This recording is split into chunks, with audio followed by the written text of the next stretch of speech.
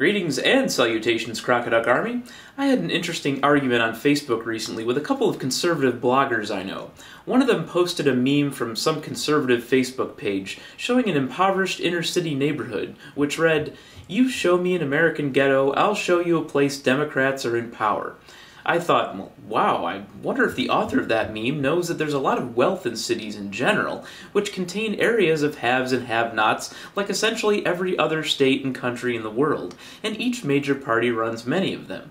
I've begun summarily ignoring most of that kind of nonsense that creeps into my Facebook feed these days, but I glanced at the author of the meme inscribed on the side of the picture. You'll never guess who it was. It was one of my least favorite YouTubers of all time. It was none other than YouTube Christian apologist TheAtheistAntidote.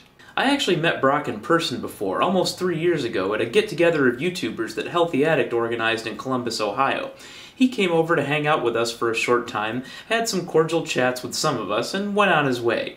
I didn't get a chance to talk to him much, and I really didn't know a lot about him at the time, or I would have had a lot more to say. A look at his Facebook page is a facepalm-worthy collection of easily debunked memes, provided someone had the time and the will to wade through the non-sequiturs and historical inaccuracies.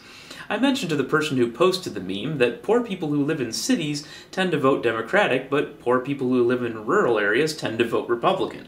In fact, go wander around Appalachia or the Ozark Mountains for a couple days and ask them what they think of Obama. I imagine that they're mostly decent people and have significant reservations about some of his policies, as I do, but I suspect from them you'll get some interesting answers that could cause you to back away slowly and peel out down the road quickly.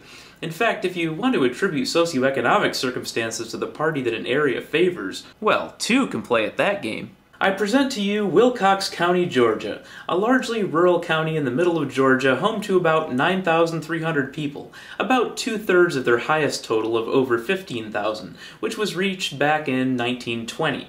Now, Wilcox County has this quaint little tradition of a racially segregated senior prom.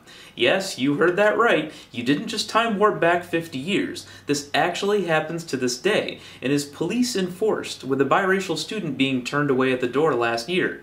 The reason they can get away with this at a school function is that it's technically not a school function, because it's held off school grounds, and the parents of the students pay for it.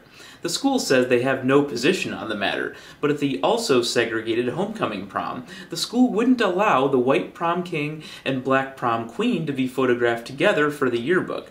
I think that makes it pretty clear where the school administration stands on this. In Wilcox County, they voted 65.6% for Romney in the 2012 election, in a county that is 63% white, and the segregated prom is run exclusively by white people, mostly of voting age. Admittedly, I barely passed Calculus 2 in college, but I feel pretty confident about assuming how the white people of Wilcox County voted.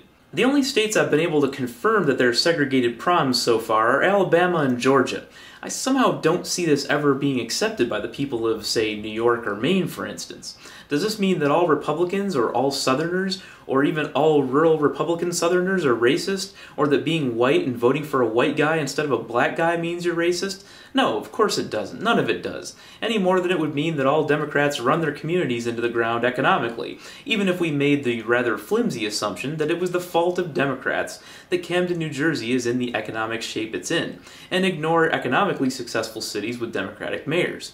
So Brock and those who think like him, if you want the policies of an area to own the burden of the failures of a community, just remember that it'll have to cut both ways. And be ready to pick up more socioeconomic baggage than you bargained for.